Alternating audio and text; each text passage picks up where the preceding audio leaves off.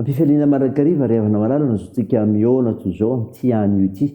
Azontsika miaino ny ten'Andriamanitra. Mandray izay fampianarana tsara koa hoe tsika mivelona amin'ity andro menotompo antsika ity. Ao aminareo ny fahasoavana sy ny fiadanana avy amin'Andriamanitra ray sy Jesosy Kristy amintsika ary ny fampiarezana avy amin'ny fanahy masina. Amen. Talata 5 Aogositra 2022 ibanjenantsika no hevitra manao hoe mifampahery ny mpino. Andeha riavana idera sy ankalazan'Andriamanitra isika. Manompo masoko amin'ny tendrombohitra aho, avaiza famonjena ahy. Ny famonjena ahy dia avy amin'ny Jehovah mpanao ny lanitra sy ny tany.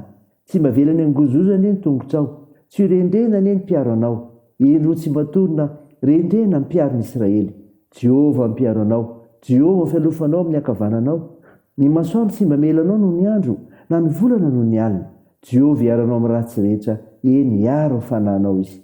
Jehovah iaranao na mivoaka na miditra hatramin'izoka ho marak'izay. Amen.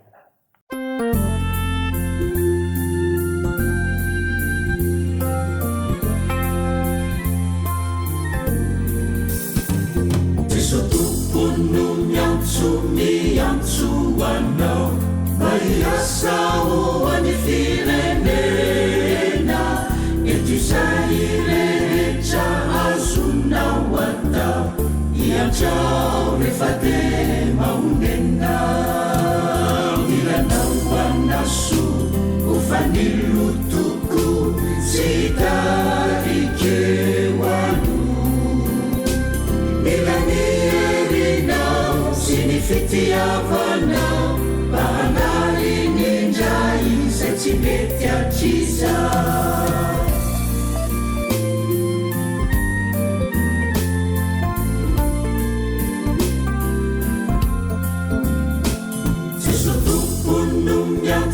Miantso anao, ampitraka ireo izay manahy, tebiteby isan'andro izao, no mandreraka fo sy fanahy. Mila toky aminao, azavana vaovao, aza ela ianao. Itorio teny soa mampifalifaly fo, Jesu mampianome le fiadanambe.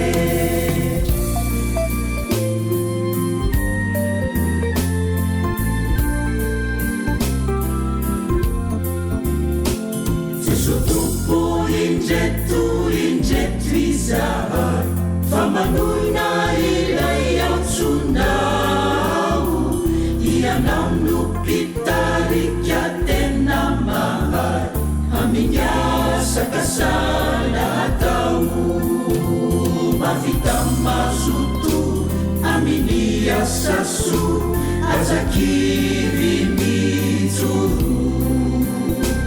Hoan'ireo namanao, no antony havelomanao, sasamiandry anao, tino sindrasanao.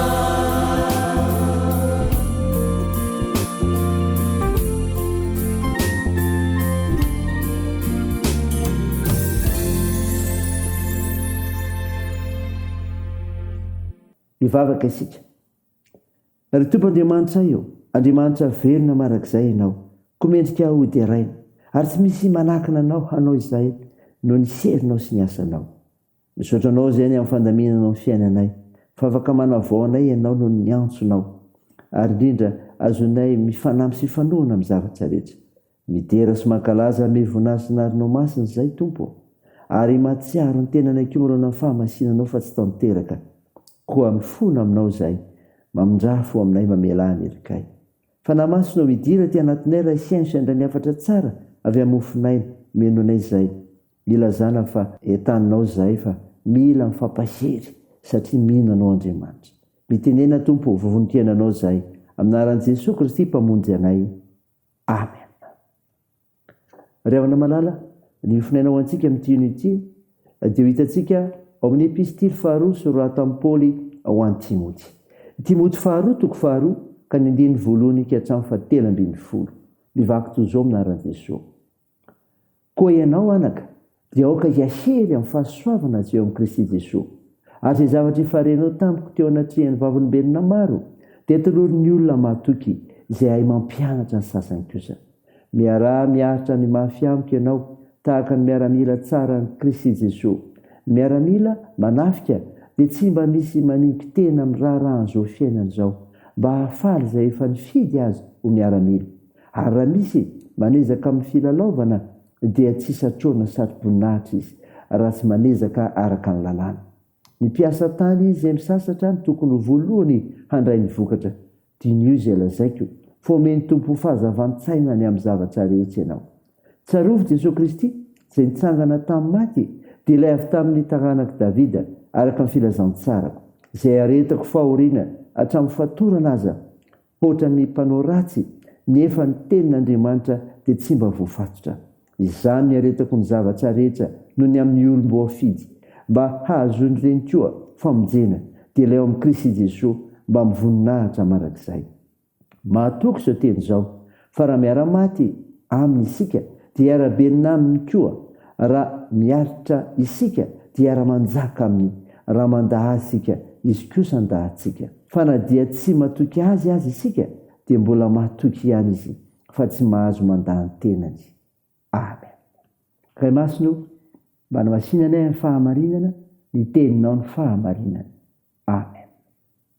Ry havana malala, ho aminao hatrany ny fiadanana avy amin'ny Jesosy Kristy mpamonjy antsika. Nofinaina vakina tamintsika teo Timoty 2:7-10 dia taratasa soratam-paoly amin'ny Timoty ho fampirisihana azy haharitra tsara na dia azo pahoriana azy.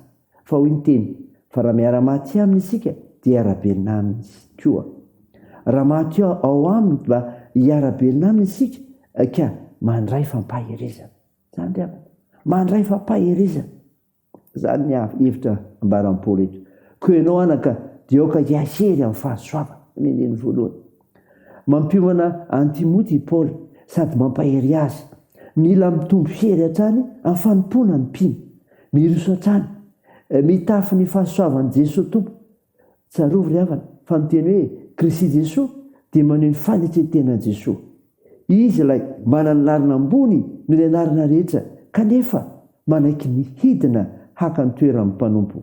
Izany fanekena hidina izany dia fianarana ho antsika. Satria andraisana fampahirizana.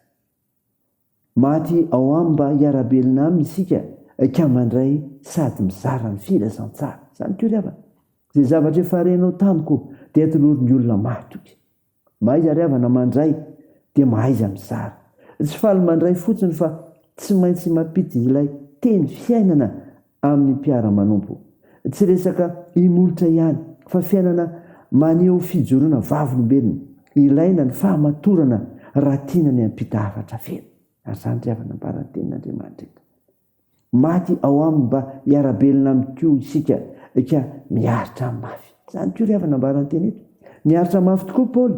Ao amin'ny Korintianina 2:1-2 dia ahitana ny ampahany amin'ireo zavatsarotra ny hatrehany. Faniriany ny ombonan'ny mpino fiaretana aminy, fa tsy hovariana amin'ny zavatra eto amin'izao tontolo izao, toy ny filany nofo, filany maso ary nyrehaka momba izao fiainana izao. Mampianatra izao ny tenin'Andriamanitra ry havana. Ny amin'izany finoana izany, nanao izany finoana izany. Maty ao aminy mba hiara-belona aminy isika ka mila mandray fampahirizana, mandray sady mizara ny filazantsara ary miaritra ny mafy koa. Ray izany ry havana, ho voninahitra Andriamanitra. Amen. Dia vavaka isika.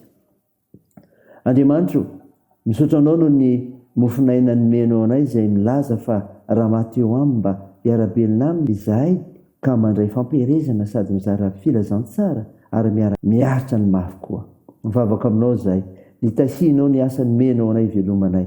Tompo, meo asa ireo mitady zany. Tompo, mivavaka aminao izahay ho an'ny fahavononana hiatrika ny synody lehibe atao amin'ny Fort Dauphin mba ny fitahianao. Tompo, mivavaka aminao izahay ireo marary mila ny vavaka atsoro ny tananao hanendriny roso ny aretina rehetra toa ny asa fitsaboana. Atanjao Tompo ireo azony manjo ampinononao. Ampio ireo marefo sikolina sy sahirana. Tsinjovy ireny ampigadrana. Mitahianay amin'ny azakazaka ataonay. Mba hampahirezanao anay amin'izay ataonay sy ny fikasana tsara rehetra. Hitahinao ny fianarana ataonay, ny fitaizahana ataonay, eny ny zavatra rehetra. Tompo vonjeo ny firenenay. Eny avotsy izahay, anaran'i Jesosy Kristy mpamonjy anay, izay ivavahanay no angatahana izany. miaraka amin'ilay vavaka nampimbonina anay koa manao hoe raharay eo izy an-danitra ao masinina anie ny anaranao ho tonga anie ny fanjakanao atao anie sitraponao etsy an-tany ho tahaka ny an-danitra eo ny anio izy anina sahaza ao anay ary mamelany elikay tahaka ny namelanay izy meloka taminay ary aza mitondra anay amin'ny fakapanahy fa manafanay amin'ny ratsy fanao ny fanjakana sy ny hery ary ny voninahitra marak'izay amen. Raisa finoana riavana nitsodrana tolotranao aminaran'i Jesosy Kristy. Itasiaro anareo anie ny Tompo, ijerareo amin'ny kamoram-po anie ny Tompo, ka hiantra anareo. Andray anareo amin'ny kazavam-po anie ny Tompo, ka menareo ny fiadanana. Amen. Teo n'Andriamanitra ny voninahitra amin'ny anaran'ny Ray sy ny Zanaka ary ny Fanahy Masina.